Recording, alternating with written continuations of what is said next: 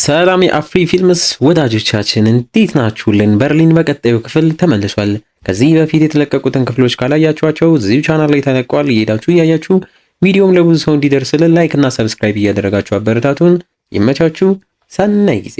በባለፈው ክፍል በበርሊን ካሜሮንም የአልቫሮ አንዱ ጀልባም ላይ በድብቅ ገብታ መሰለሏን እንደቀጠለች፣ በርሊንም ከካንዴላ ጋር ፍቅሩን እንደቀጠለ፣ ጎን ለጎንም የአልቫሮን ካዝና ወደ ማጣራቱ ወደ መዝረፉም ሲገቡ አልቫሮም በጄኔቪን ና እንገናኝ የተባለ ያለውን ዴሚየንን ይዞ ወደ ካዝናው ማስገብቶ ሲያሳየውና እዚህም እንዲህ በቀላሉ መድረስ ትችላለህ እያለ በንቀት ተሞልቶ ሲጠይቀው አይተን ነበር ያቆምነው። በዚህኛውም ክፍል በርሊን በአጓጊነቱም ቀጥሎ አልቫሮም ዴሚየንን እዛ ካዝና ውስጥ ካስገባም በኋላ ካዝናው መላያቸው ላይ ውስጥ እንዳሉ እየተዘጋባቸው አልቫሮም በራስህ እዚህ ድረስ ምንም ሳትሆን የምትደርስ ይመስልካል ወይም ብሎም ስቆበት ወዲያው እዛ ያለም ኮምፒውተር ላይ 10 ሰከንድ እየቆጠረም ስለነበረ አይኑን እስካን አስደርጎ የሚፈጠረውን አደጋም ያስቆመዋል። እኔ ተገኝቼ በካዝናው ተከፍቶ ሰው እግሩን ወደ ውስጥ ልክ እንዳስገባ በ10 ሰከንድ ውስጥም ካዝናው ይዘጋል። እኔ አይኔን እስካን ካላደረግኩ እንዳለ እዚህ ያለው የሚቴን ጋዝ ተለቆ እሳት ተፈጥሮ የገባው ሰውም በእሳቱ ይጠበሳል። ያ ሰው እሳት የመቋቋም ሱፐር ፓወር ካለው ብቻ ነው የሚተርፈውም ብሎት ማንም ሰው ማለፍና ውስጥ ያለውን ዕቃ መውሰድ እንደማይችል ጥብቅ ቁጥጥር እንዳደረገበት በኩራት ይናገራል። ዴሚየንም ተገርሞ የሚገርም ነው እያለም ያሽቀብጣል። ሲለያዩም በፍጥነት ወደ ነኪላም ተመልሶ ያሰብኩት ልክ ነው፣ ሰውየው ካዝና ውስጥ እሳት እንዲፈጠር አድርጎ የገባ ማንኛውም ሰው እንዲቃጠል ነው የሚያደርገው እያለም በደስታም ይናገራል። በርሊንም ከካንዴላ ጋርም ሆነው ፌክ ለአልቫሮ የሚያሳዩትን የውሸት በሌዲ ዊዝ ዘ ኤርሜንን እንዴት እንደሚዘርፉ ዘዴም ለማውጣት እቅድ እያወጣጡም ስዕሉ ተጭኖ በአይሮፕላን ሲቪል ከተማም ከደረሰም በኋላ በሌላ መኪናም ተይዞ ወደ ሙዚየም እንደሚወሰድ ሁላ መረጃውን ከኬላም አግኝተው ካንዴላም መኪናውን እየተኮስን ብናግተውስ ብትልም ጥይት ስለማይበሳው ያ አይሆንም እየተባለች እሺ በሌላ መኪናውን ጭነን ብንሰወረስ ብትልም በርሊን ግን ዝርፊያው የውሸት ቢሆንም አልቫሮን የሚያሳምን የሚያስደምምና ምርጥ ዘዴ መሆን አለበትም እያላት በደስታም እየተሳሳሙ ከካሜሮንም ስልክም ተደውሎለት ካንዴላም ቁርስ ልስራም ብላም ትሄዳለች። ካሜሮንም ለበርሊን በጠዋቱ ጀልባው ላይ ዲፕሎማት ባለስልጣን ሰዎች ተጭነው ጀልባውም ጉዞም ጀምሯል።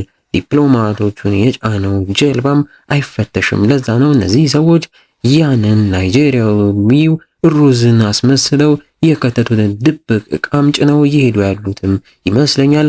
ከታች ውሃና ኤሌክትሪክ የሚያስተላልፍ ቱቦዎች ውስጥም ለክቼ የሆነ ክፍተት አለ፣ እዛ ውስጥ ይመስለኛል ይሄንን ጉድ የደበቁት። ቦርቡሬ ላጣራ ብትለውም በርሊንም እየተበሳጨባት አርፈሽ ተቀመጪም ሲላ ልትከራከረውም ስትሞክር አንቺ ሁሌ አርጊ የምትባሊውን ነገር አትሰሚም አታደርጊም።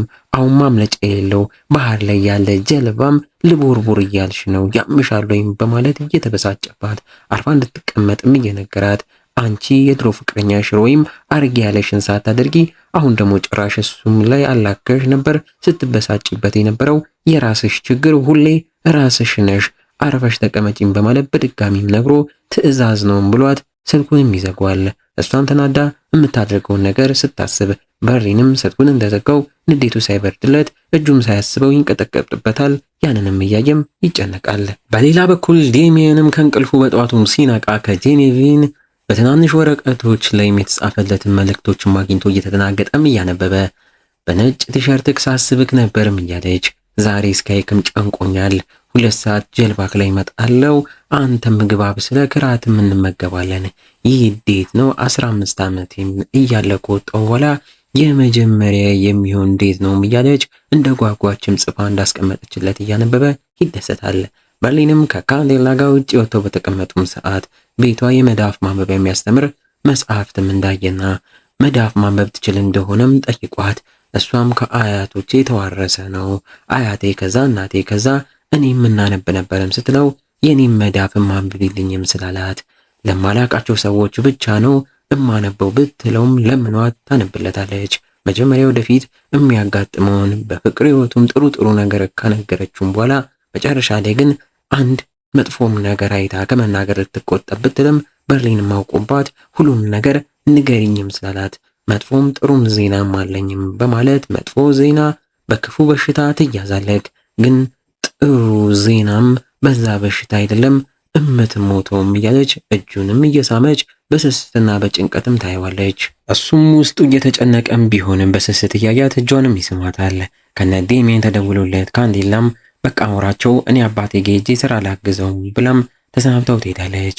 እሱም በስልክ እነ ዴሜንን እያወራቸው ዴሜንም ስለ ካዝናው ያገኘው መረጃ ሁላ እየነገረው እንዴት እንዳገኘው ራሱ አልቫሮ ወስዶ እንዳሳየው ሁላ ሳይደብቅም ነግሮት ቦታውም ላይ ለመግባትና ለመዝረፍ በጣም አስቸጋሪ ነው። ግዴታ ስንገባ ውስጥ የሚፈጠረውን እሳትም ለማቆም የአልቫሮን አይን እስካን ማድረግ አለብን። ስለዚህ ይህ ዝርፊያ አይኑን ካላገኘም በስተቀር የሚሆን አይመስለኝም ቢልም በርሊን ግን ግዴታ እናደርገዋለን በማለት ከኬላ ጋር እየተነጋገሩ እዛ ካዝና ውስጥ ምን ያህል የሚቴን ጋዝ ተለቆ ምን ያህል ኦክሲጅን እንደሚቀር ሂሳቡን አስልተን እሳት የሚከላከል ልብስም ቢሆን አድርገን እንገባለን እያለ በርሊን ሲናገር ዴሜንም በጭራሽ አይሆንም ራሳችንን ማጥፋት ነው የሚሆንብን ቢልም በርሊንም እየተበሳጨበት በጣም ፈሪ ሆነካል። ለባለ ሀብቶቹም ያንዘንክም ይመስላል። እነሱን መክዳትም አልፈለግም መሰለኝ።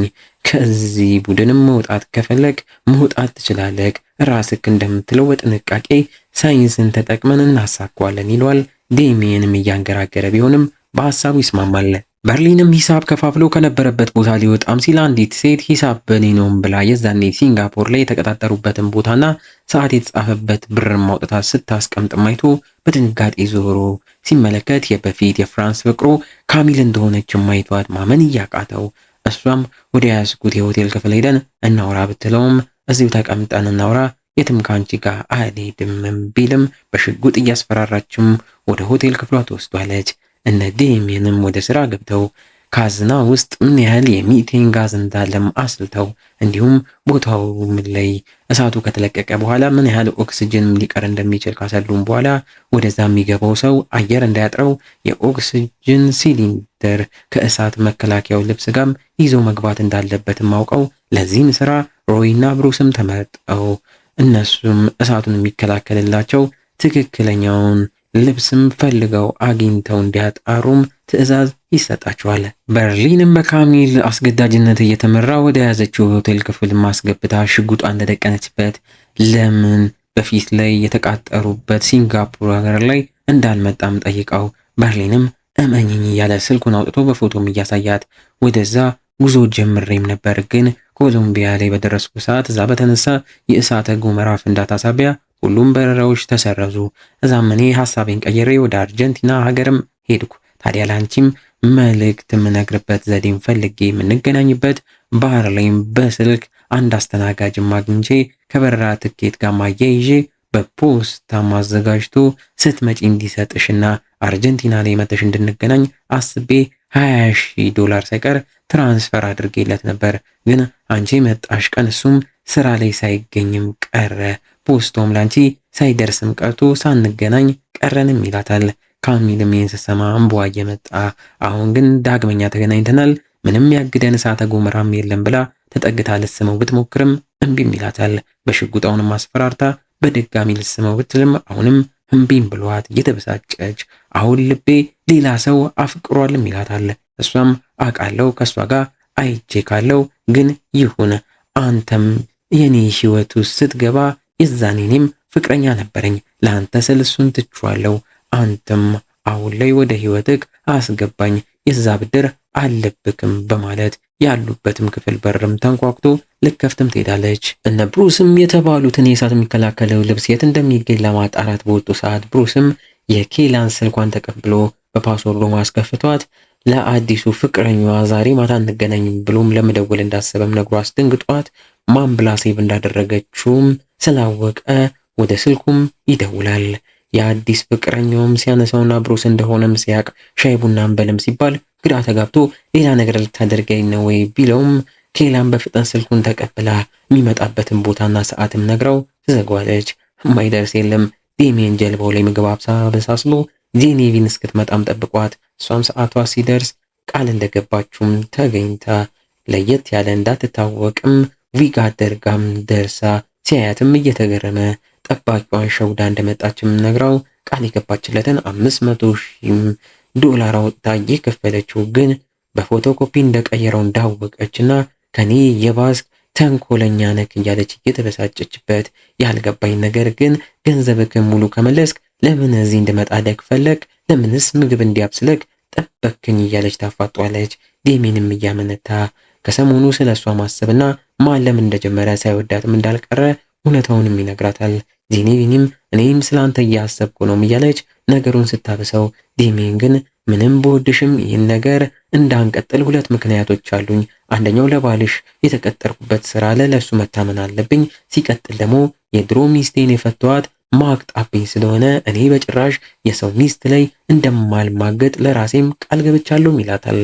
ጄኔቪንም እየተገረመችበት ክህደትና ማገጥን እንርሳውና አሁን ባለን ጊዜም ጥሩ ሰዓትም እናሳልፍ በማለት ተጠግታ እጁንን እየዳበሰች እንዲህ ብዳብስክ መማገጥ አይደለም ወይ ያለች እየጠየቀችው፣ እዛውም ዘፈን ማጫወቻም ስላየች በዚህም ዘፈን ከፍተን ብንደንስም እንደዛው ኃጢአት አይደለምም ብለው ተስማምቶ እየማለለባትም ይደንሳሉ። በመሃል ከንፈሩንም ልስመውም ስትል ግን ያስቆማታል። ቃል ገባልሻለሁ ይህ ስራ ካለቀም በኋላ ለብቻችን ከዚህ ርቀን ሄደን የምንኖርበትን ቦታ አመቻችቼ ይዤሽም እሄዳለሁ፣ ብቻ አንቺ እሺ በይኝም ሲላት እሷም ተበሳጭታበት በቅርብ ውሳኔዋን እንደምታሳውቀው ነግራው ትሄዳለች። በርሊን ጋር ስንመለስ ካሚልም በአስተናጋጇ የመጣላትን ኬክና ሻይ ተቀብላ የነከረች የመጀመሪያ ጊዜ ከበርሊን ጋር የተገናኙበትን ሰዓትም ይህን ምግብ ስለመሉ አሁንም ምግቡን እያጎረሰች የድሮ ፍቅራቸውን ለማስታወስም እየሞከረች ጉልበቱ ላይ ተቀምጣ እያንዳንዱን የፍቅር ጊዜያትም ታስታውሷለች። መቼም ቢሆን ያሳለፍነው ነገር ከጭንቅላትክ ስለማይወጣ ያንን ጊዜ እንመልስ እያለች ስታማልለው ከወደ ውጪ በርሊንን የተከተለችው ካንዴላም ከጽዳቷ ሳታስነቃ መክፈቻ ቁልፍም ሰርቃ ያሉበትን በርም ክፍል ከፍታ ስትገባ ባልጠበቀችው መልኩ ካሚል የበርሊን ጉልበት ላይም ተቀምጣ ማየታቸው በርሊንን በርግጎ እየተነሳ ስለ አንቺ ስናወራ ነበርም እያለ ሊያስቀይስም ይሞክራል። ካንዴላም ባየተናነቃት ካሚልን ተዋውቃ የበፊት የበርሊን ፍቅረኛ እንደሆነች ከራሱ ከበርሊን እየሰማች እሱም የኔና የሷ ነገር ከ2 ወር በፊት ያበቃ ነው እመኝኝ እያለም ተረጋግቶ ሊያወራት ይሞክራል። ካንዴላ ግን ያንን ለማመን እየተቸገረች አንተ እንደዚህ የተለያዩ ብዙ ቅንጡ የሆኑ ህይወቶችን መምራት ነው የምትፈልገው፣ እኔ ደግሞ ቀለል ብዬ ከቤተሰቦቼ ጋር መደበኛ ህይወት መኖር ሰውም ነኝም እያለች ህይወትም ለኔ ይሄ ብቻ ስለሆነ ያለኝን ህይወት እወደዋለሁ፣ አንተንም ከልቤ አፍቅሬክ ነበር፣ ግን የኔና ያንተ ነገር የሚሆን አይመስለኝም እያለች በርሊንም እኔ ብዙ ህይወቶች ቢኖረኝም ካንቺ ጋር ያሳለፍኩትን ህይወት ግን ወድጄዋለሁ፣ አንቺን ነው መርጬ አንቺን ነው ወድሽም ብሎ ሲናገር ከኋላ ካሚልም እየሰማች ስትገረም ካንዴላም ታዲያ ምንም ብንሞክር የሚሆን አይመስለኝም በማለት ከዚህ በኋላ ፍቅራችን አልቋል፣ ባሳለፍነው ጊዜ ሁላ ይዤ ካለው ያለውበት ቦታ እንድትመጣም አልፈልግም፣ ከዚህ በኋላም ላይክም አልፈልግም ብለው ተሰናብቶም ትወጣለች። ስትወጣ ግን እያለቀሰች ወደ ሊፍቱ ስትገባ እናያታለን። እንግዲህ እንዲህ እያለን የዚህ ገራሚ ክፍል ማገባደጃ ትዕይንቶች ላይ ተቃርበናል። በቀጣይ ቀን ትዕይንቱ ካሜራውን ጋር ወስዶን በርሊን ምንም እንዳታደርጊ ቢላትም እሷ ገና ላስችልሽ ብለዋት እነዛ እቃዎች የተቀመጡበትን ቦታ ጀልባው ቦርቡራ ለማጣራት ወደ ስራም ስትገባ እናያታለን። እነ ዴሚየንም በእሳት ከመቃጠል የሚያተርፋቸውን ልብስ ለማግኘትና ለመስረቅ የእሳት አደጋ መኪኖችንም ጠርተው መኪናውን ከነቃቸው ለመስራቅም አስበው ሲንቀሳቀሱ በርሊንም በጠዋቱ ለቁርስ የተጠበሰ እንቁላል ሲያይ ሁላ ካንዴላ የዛን እንቁላል ስትበላ የነበረው ጊዜም ትዝ እያለው ወደ እሷም ለመሄድ ያስባል።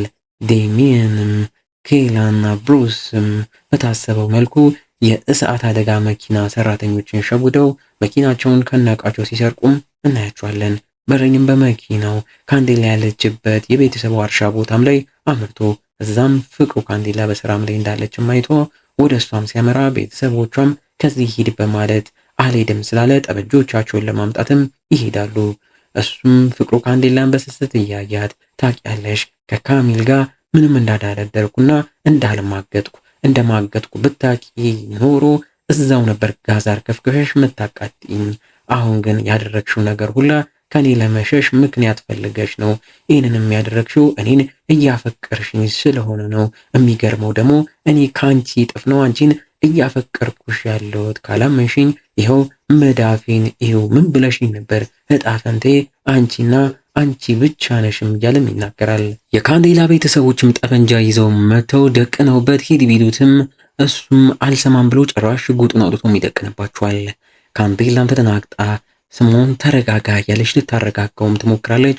እሱም ትክክለኛ ስሜ ስሞን አይደለም አንድሬስ ዲፎንሳ ነው በማለት እውነተኛ ስሙንም ነግሯት ተወልዶ ያደገበትን ሰፈር ሳይቀር እየነገራት እንዲሁም ድሮ አግብቶ እንደፈታና አንድ ራፋኤል የሚባል ልጅም እንዳለው በመናገር እሱ ፕሮፌሽናል ሌባ መሆኑንም አምኖም ይነግራታል።